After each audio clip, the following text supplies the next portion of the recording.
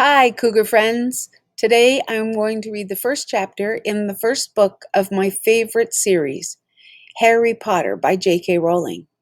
The first book is called The Sorcerer's Stone, and in this first recording I'm only going to read chapter 1. Harry Potter and the Sorcerer's Stone.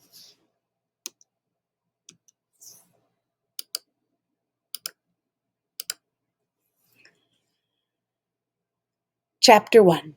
The Boy Who Lived. Mr. and Mrs. Dursley of number 4 Privet Drive were proud to say they were perfectly normal, thank you very much. They were the last people you'd expect to be involved in anything strange or mysterious, because they just didn't hold with such nonsense. Mr. Dursley was the director of a firm called Grunnings, which made drills. He was a big, beefy man with hardly any neck, although he did have a very large mustache. Mrs. Dursley was thin and blonde and had nearly twice the usual amount of neck, which came in very useful as she spent so much of her time craning over garden fences, spying on the neighbors.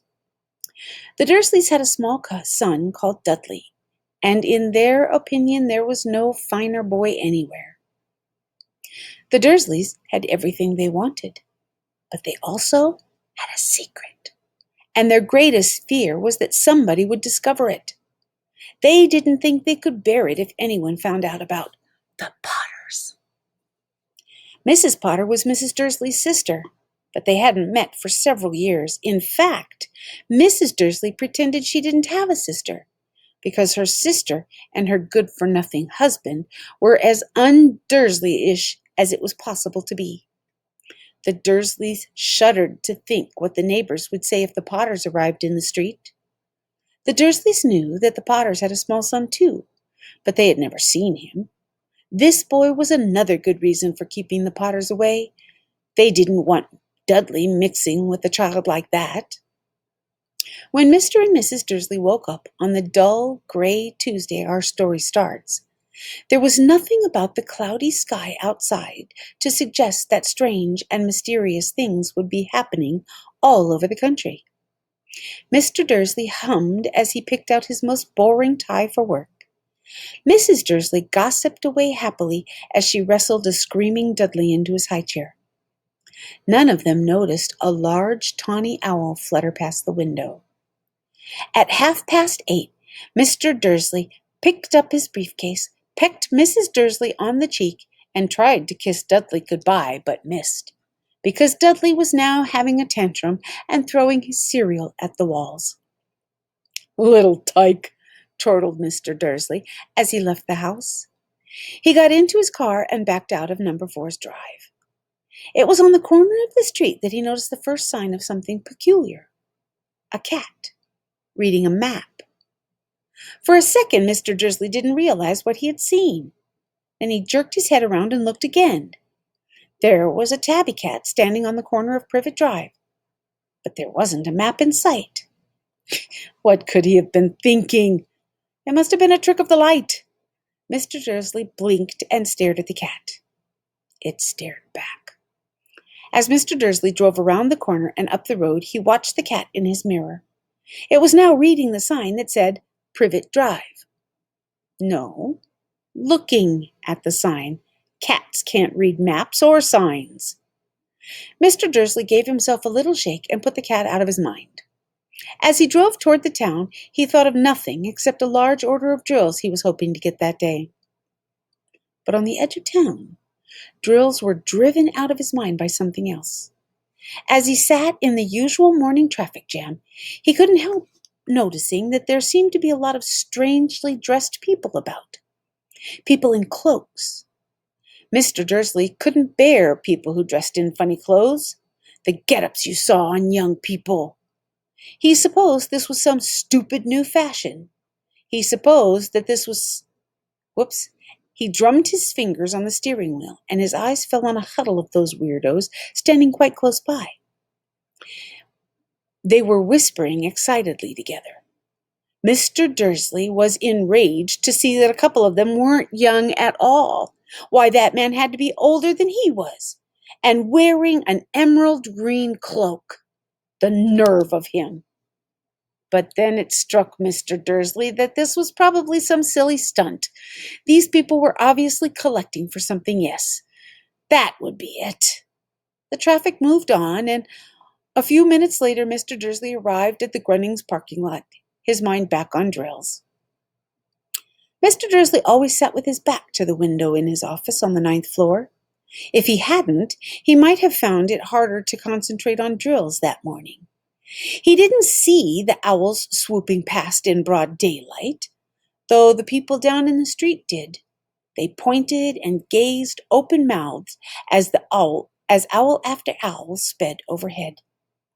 Most of them had never seen an owl even at night time. Mr. Dursley, however, had had a perfectly normal, owl-free morning. He yelled at 5 different people. He made several important phone calls and shouted a bit more. He was in a very good mood until lunchtime, when he thought he'd stretch his legs and walk across the road to buy himself a bun from the bakery.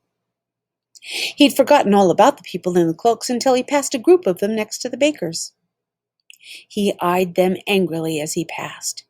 He didn't know why, but they made him uneasy.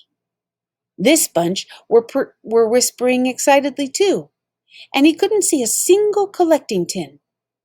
It was on his way back past them, clutching a large doughnut in a bag, that he caught a few words of what they were saying. The Potters. Yes, that's right. That's what I heard. Yes, their son, Harry. Dursley stopped dead. Fear flooded him. He looked back at the whisperers as if he wanted to say something to them, but thought better of it. He dashed back across the road, hurried up to his office, snapped at his secretary not to disturb him, seized the telephone, and had almost finished dialing his home number when he changed his mind. He put the receiver down and stroked his mustache, thinking. No, he was being stupid. Potter wasn't such an unusual name. He was sure there were lots of people called Potter who had a son called Harry. Come to think of it, he wasn't even sure his nephew was called Harry. He'd never even seen the boy. It might have been Harvey or Harold. There was no point in worrying Mrs. Dursley. She always got so upset at any mention of her sister. He didn't blame her if he'd had a sister like that. But all the same, those people in cloaks. He found it harder to concentrate on drills that afternoon, and when he left the building at 5 o'clock, he was so worried that he walked straight into someone just outside the door. Sorry, he grunted, as the tiny old man stumbled and almost fell. It was a few seconds before Mr. Dursley realized that the man was wearing a violet cloak. He didn't seem at all upset about almost being knocked to the ground. On the contrary, his face split into a wide smile, and he said in a squeaky voice that made passersby stare, "Ah, don't be, my dear sir, for nothing could upset me today. Rejoice, for you know who has gone at last. Even muggles like yourself should be celebrating this happy, happy day." And the old man hugged Mr. Dursley right around the middle and walked off. Mr. Dursley stood there rooted to the spot. He had been hugged by a complete stranger. He also thought he had been called a muggle, whatever that was. He was rattled.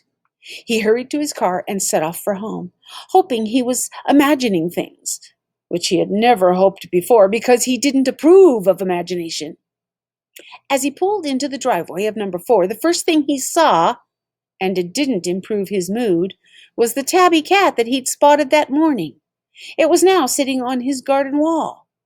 He was sure it was the same one. It had the same markings around its eyes. "Shoo!"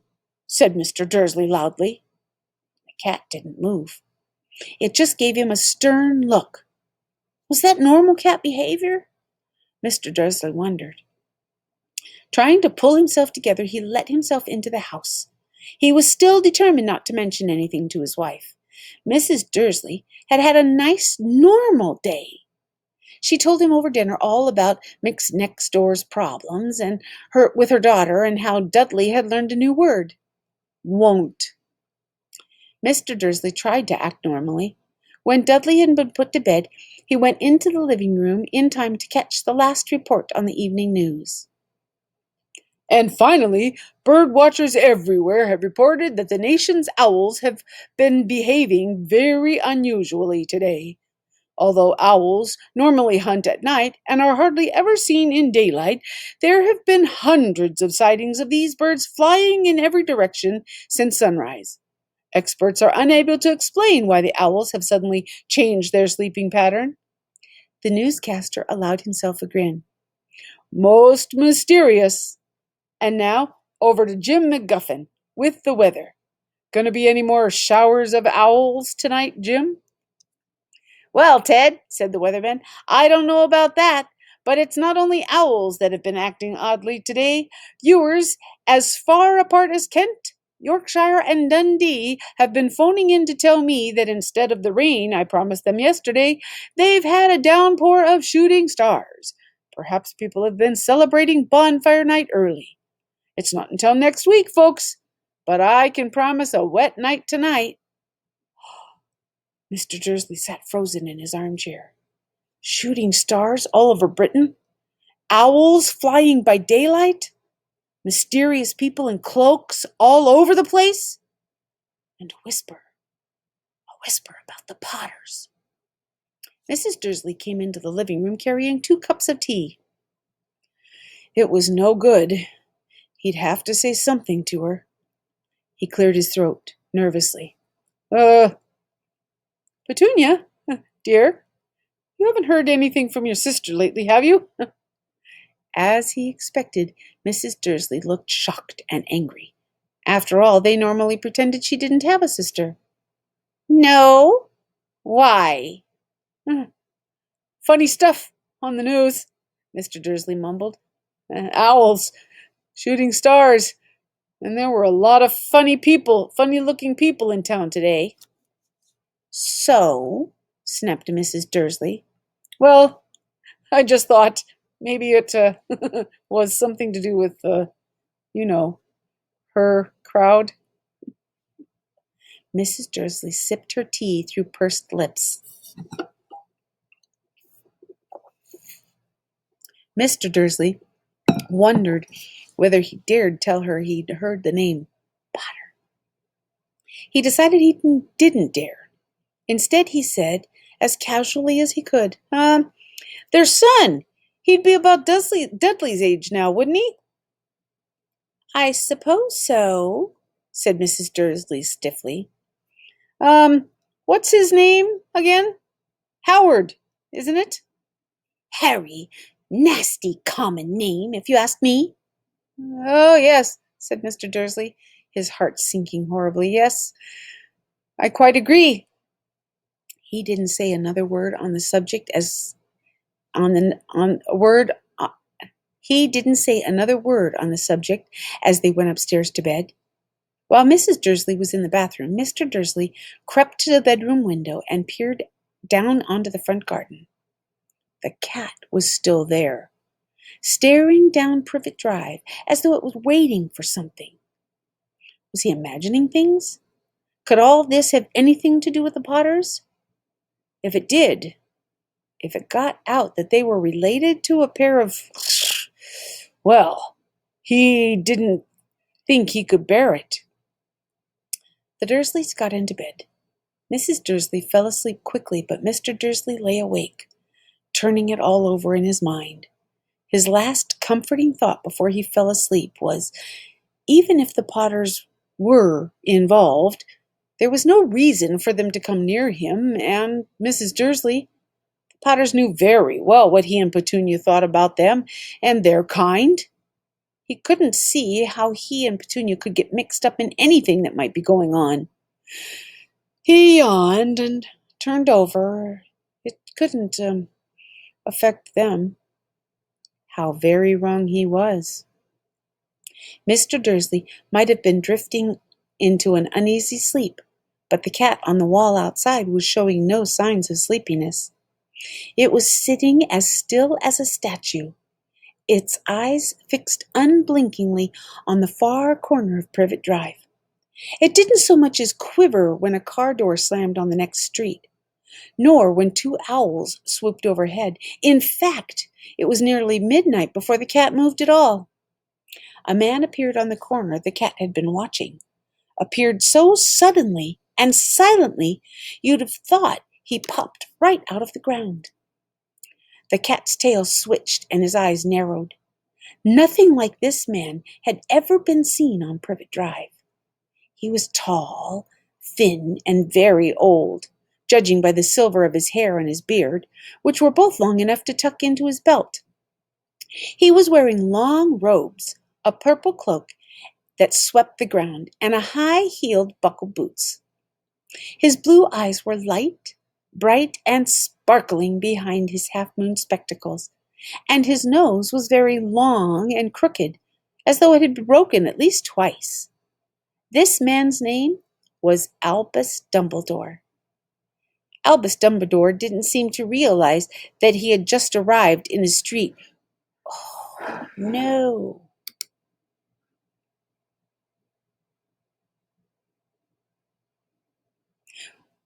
Albus Dumbledore didn't seem to realize that he had just arrived in a street where everything from his name to his boots was unwelcome. He was busy rummaging in his cloak looking for something, but he didn't seem to realize that he was being watched, because he looked up suddenly at the cat, which was still staring at him from the other end of the street. For some reason, the sight of the cat seemed to amuse him. He chuckled and muttered, "I should have known." He found what he was looking for in his inside pocket. It seemed to be a silver cigarette lighter. He flicked it open, held it up in the air, and clicked it. The nearest street lamp went out with a little pop. He clicked it again. The next lamp flickered into darkness. 12 times he clicked the put-outer, until the only lights left on the whole street were two tiny pinpricks in the distance, which were the eyes of the cat watching him. If anyone looked out their window now, even beady-eyed Mrs. Dursley wouldn't be able to see anything that was happening down on the pavement. Dumbledore slipped the put-outer back inside his cloak and set off down the street toward number 4, where he sat down on the wall next to the cat. He didn't look at it, but after a moment he spoke to it. "Fancy seeing you here, Professor McGonagall?" He turned to smile at the tabby, but it had gone. Instead, he was smiling at a rather severe-looking woman who was wearing square glasses, exactly the shape of the markings the cat had around its eyes. She, too, was wearing a cloak, an emerald green one. Her black hair was drawn into a tight bun. She looked distinctly ruffled. How did you know it was me?" she asked. "My dear Professor, I've never seen a cat sit so stiffly." "You'd be stiff if you'd been sitting on a brick wall all day," said Professor McGonagall. "All day? When you could have been celebrating? I must have passed a dozen feasts and parties on my way here." Professor McGonagall sniffed angrily. "Oh, yes, everyone's celebrating all right," she said impatiently. "You'd think they'd be a bit more careful, but no, even the Muggles have noticed something's going on. It was on their news." She jerked her head back at the Dursleys' dark living room window. "I heard it. Flocks of owls, shooting stars. Well, they're not completely stupid. They were bound to notice something. Shooting stars down in Kent. I'll bet it was that Daedalus Diggle. He never had much sense." "You can't blame them," said Dumbledore gently. "We've had precious little to celebrate for 11 years. "I know that," said Professor McGonagall irritably, "but that's no reason to lose our heads. People are being downright careless, out on the streets in broad daylight, not even dressed in Muggle clothes, swapping rumors." She threw a sharp sideways glance at the Dumbledore here, as though hoping he was going to tell her something. But he didn't, so she went on. "A fine fine thing it would be if on the very day you-know-who seems to have disappeared at last, the Muggles found out about us all. I suppose he really has gone, Dumbledore?" "It certainly seems so," said Dumbledore. "We have much to be thankful for. Would you care for a lemon drop?" "A what?" "A lemon drop. They're a kind of Muggle sweet I'm rather fond of." "No, thank you," said Professor McGonagall coldly, as though she didn't think this was the moment for lemon drops. "As I say, even if you know who has gone—" "My dear Professor, surely a sensible person like yourself can call him by his name. All this you-know-who nonsense. For 11 years I've been trying to persuade people to call him by his proper name. Voldemort." Professor McGonagall flinched, but Dumbledore, who was unsticking 2 lemon drops, didn't seem not to notice. "It all gets so confusing if we keep seeing you-know-who. I've never seen any reason to be frightened of saying Voldemort's name." "I know you haven't," said Professor McGonagall, sounding half exasperated, half admiring. "But you're different. Everyone knows you're the only one you know—" "All right, Voldemort was frightened of." "You flatter me," said Dumbledore calmly. "Voldemort had powers I will never have." "Only because you're too, well, noble to use them." "It's lucky it's dark. I haven't blushed so much since Madame Pomfrey told me that she liked my new earmuffs." Professor McGonagall shot a sharp look at Dumbledore and said, "The owls are nothing next to the rumors that are flying around. You know what everyone's saying about why he disappeared? About what finally stopped him?" It seemed that Professor McGonagall had reached the point that she was most anxious to discuss. The real reason she had been waiting on a cold, hard wall all day. For neither as a cat nor as a woman had she fixed Dumbledore with such a piercing stare as she did now. It was plain that what every one was saying was what she was not going to believe until Dumbledore told her it was true. Dumbledore, however, choosing another lemon drop, did not answer. "What they're saying," she pressed on, "is that last night Voldemort turned up in Godric's Hollow. He went to find the Potters. The rumor is that Lily and James Potter that they're dead." Dumbledore bowed his head. Professor McGonagall gasped. "Lily and James? I can't believe it. I didn't want to believe it. Oh, Albus." Dumbledore reached out and patted her on the shoulder. I know, he said heavily. Professor McGonagall's voice trembled as she went on. "That's not all they're saying. They're saying he tried to kill the Potter's son, Harry. But he couldn't. He couldn't kill that little boy. No one knows why or how, but they're saying that when he couldn't kill Harry Potter, Voldemort's power somehow broke, and that's why he's gone." Dumbledore nodded glumly. It's true," faltered Professor McGonagall. "After all he's done, all the people he's killed, he couldn't kill a little boy? It's just astounding, all of the things to stop him. But how in the name of heaven did Harry survive?" "We can only guess," said Dumbledore. "We may never know." Professor McGonagall pulled out the lace handkerchief and dabbed at her eyes beneath her spectacles. Dumbledore gave a great sniff as he took a golden watch from his pocket and examined it. It was a very odd watch. It had 12 hands but no numbers. Instead, little planets were moving around the edge. It must have made sense to Dumbledore, though, because he put it back in his pocket and said, "Hagrid's late. I suppose it was he who told you I'd be here, by the way?" "Yes," said Professor McGonagall. "And I don't suppose you're going to tell me why you're here, of all places?" "I've come to bring Harry to his aunt and uncle. They're the only family he has left. You don't mean, you can't mean, the people who live here, cried the Professor McGonagall, jumping to her feet and pointing at number 4.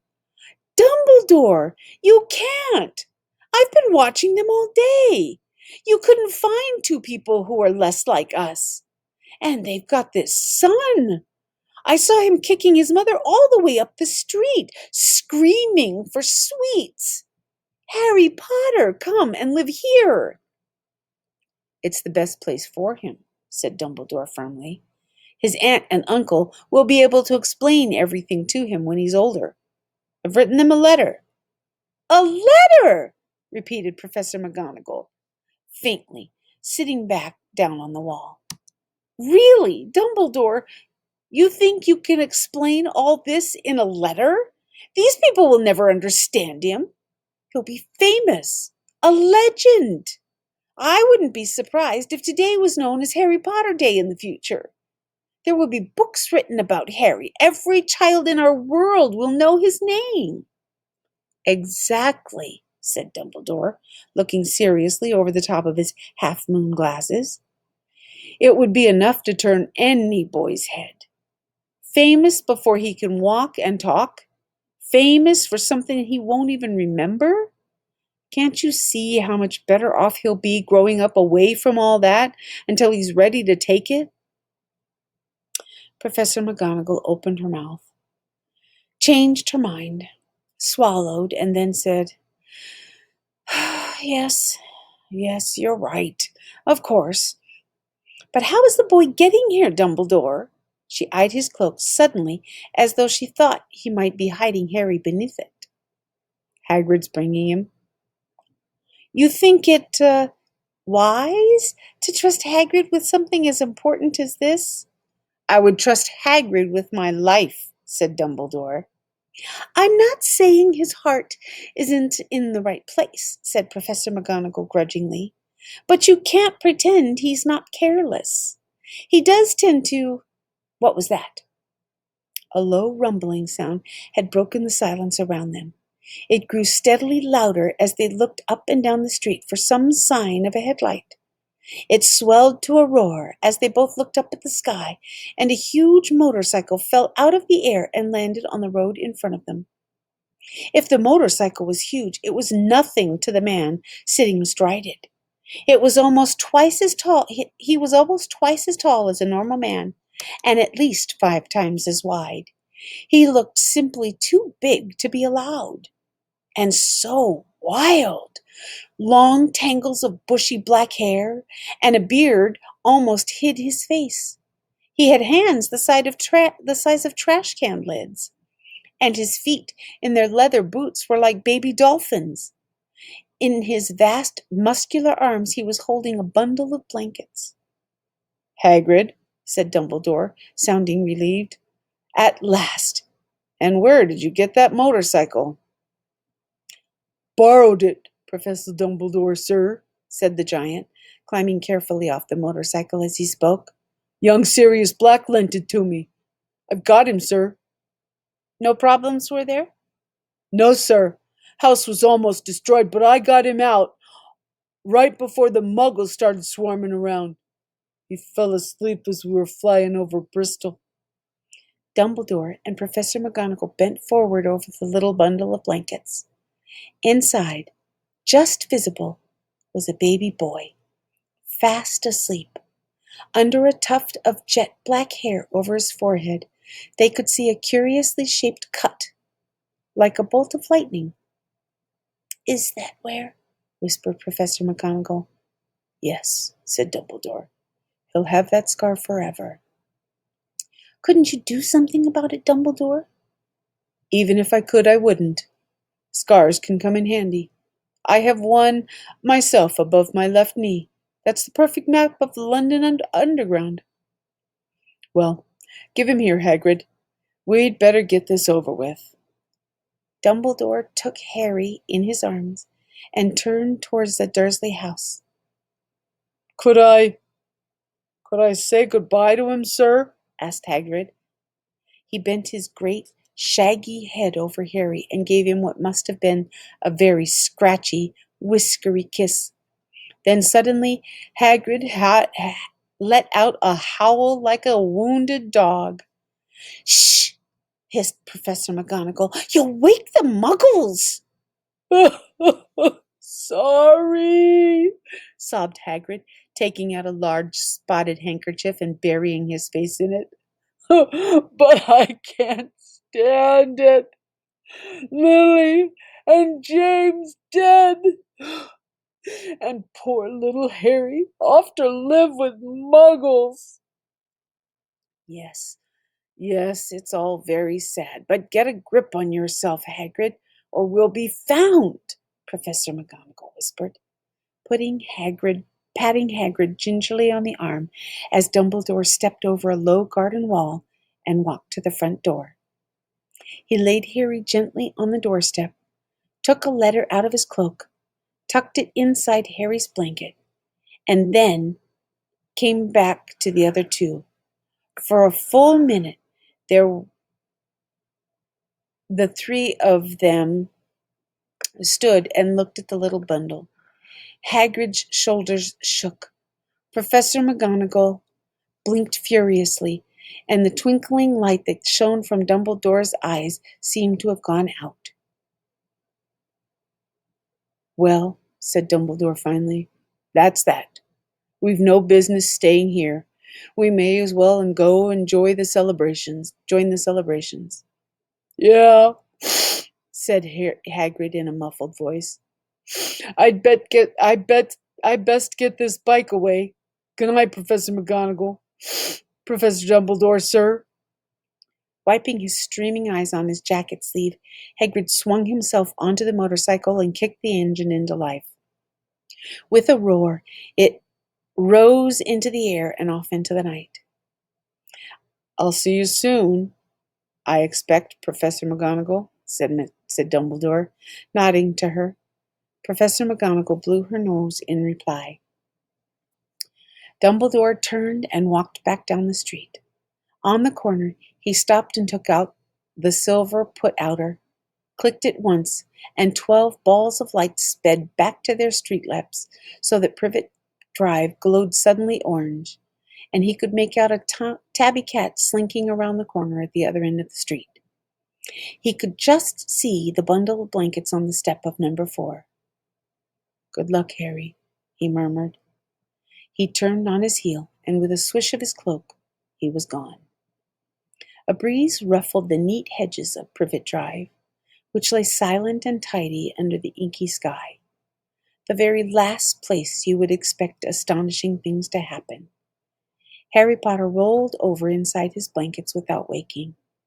One small hand closed on the letter beside him, and he slept on, not knowing he was special, not knowing he was famous, not knowing he would be woken in a few hours by Mrs. Dursley's screams as she opened the front door to put the milk bottles out, nor that he would spend the next few weeks being prodded and pinched by his cousin Dudley.